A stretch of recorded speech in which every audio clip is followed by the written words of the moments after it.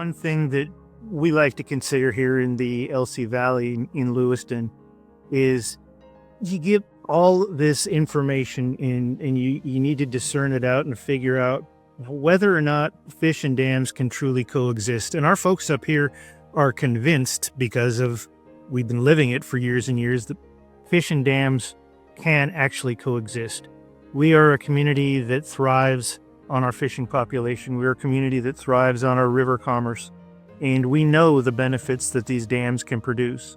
We're an agricultural community, and we understand the benefit that the dams produce for our farmers.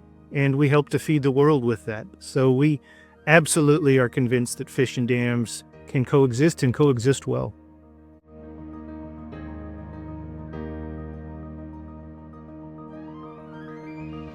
So recently, a federal judge in Oregon issued an order that we find problematic here in this part of Idaho. This order allows for basically nonstop spilling over the top of a dam instead of running water through a turbine to produce hydropower and electricity. It also calls for lowering down the pool behind those dams to a point where you can question whether or not there's enough water to run barges and their tugboats all the way up to like my port here in Lewiston, Idaho. In months past, those tugboats have had to pull barges out of the mud because there wasn't enough water to actually get them fully loaded. And that's 3,550 tons of wheat in one of those barges.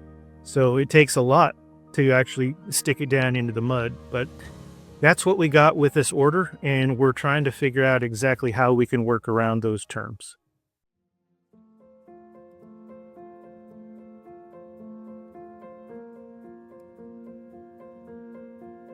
You know, I get the question a lot, well, why can't you just dredge that channel a little bit deeper? And, you know, if only it were that easy.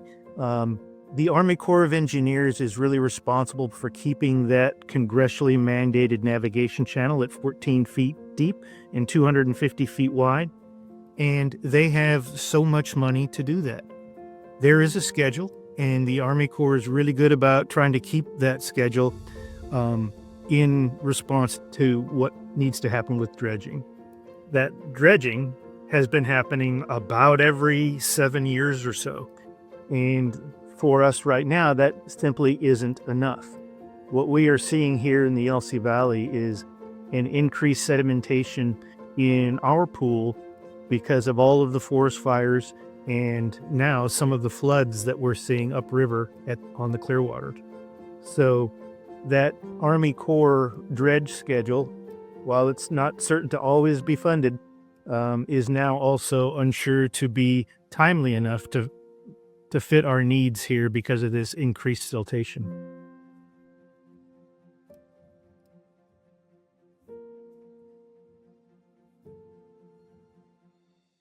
A really key piece of all of this is that 90% of the wheat in this part of the world, and that's eastern Washington and northern Idaho, and 50% of all of the wheat in Idaho goes for export. And when it goes for export, it comes through a port like mine, and it gets loaded into these huge barges. And these barges have 3,550 tons of wheat in them per barge. That's a lot of wheat. And so what you see is that a really, really critical piece of this is getting all of that wheat out to the ocean. And then from the ocean over to the other countries around the world that need our wheat. We truly do feed the world. So this is an important gateway, and these sorts of orders do nothing to help us to accomplish that mission.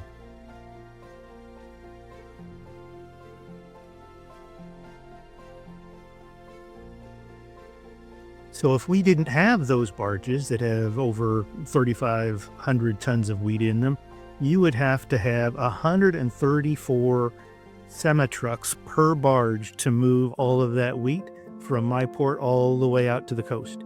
Imagine how many more trucks are on Interstate 84. Imagine how many trucks are driving down roads that are already broken up. And frankly, we don't have enough drivers to even fill those trucks. So the need for these barges to move this wheat downriver is critical. In addition, these barges are the environmentally friendly way to go. If you moved all of that wheat from barges onto trucks, you would add an additional 1.25 million tons of carbon and carbon-based products into the atmosphere every year. Barging is by far the best environmental solution we have to move these goods.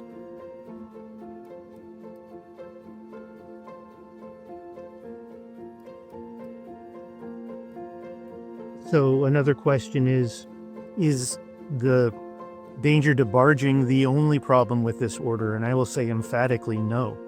A huge piece of this involves hydropower.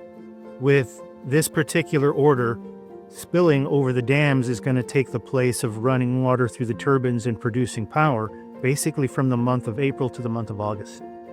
Those are months where we are not going to see the same amount of power coming out of these dams at all. And when you start talking about our needs for the Northwest grid, you're talking about an incredible need that is coming for any and all megawatts that can be produced.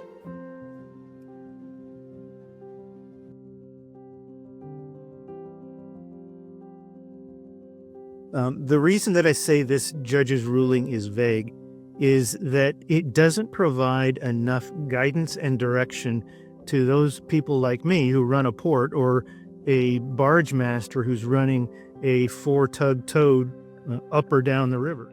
The mandated level is around what they call MOP, or minimum operating pool.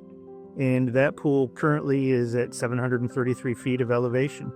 The judge allows for a certain amount of leeway. Unfortunately, that degree of leeway isn't always what is necessary. We work really well with our partners at the Army Corps of Engineers to decide what water levels are safe for navigation. And this particular order is not quite there yet.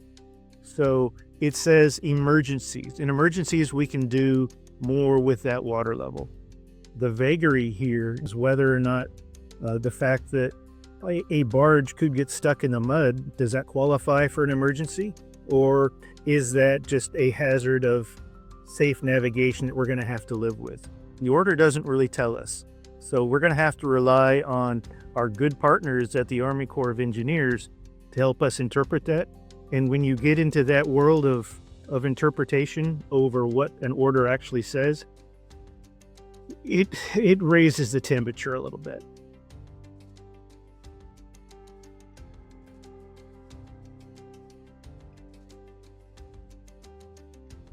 So a piece of this discussion really centers around the question of whether this was a compromise, whether this is something that our side of that issue could or should just live with. And what I would say is that you need to dig a little deeper to figure out whether or not this is truly a compromise. And for one thing, we have barges that we are light loading now at this point to try to keep them out of the mud.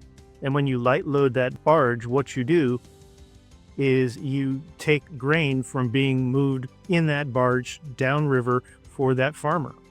And right now we have farmers who are living on the edge of their financial viability, with the price of wheat being about $6 a bushel, and the price of moving grain on a truck instead of moving it in a barge adding about 50 cents to $1 per bushel.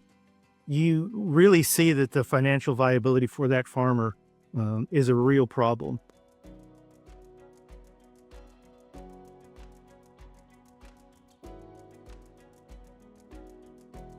You know, responsible management of the Columbia Snake River system needs to acknowledge that fish and dams can coexist and are coexisting.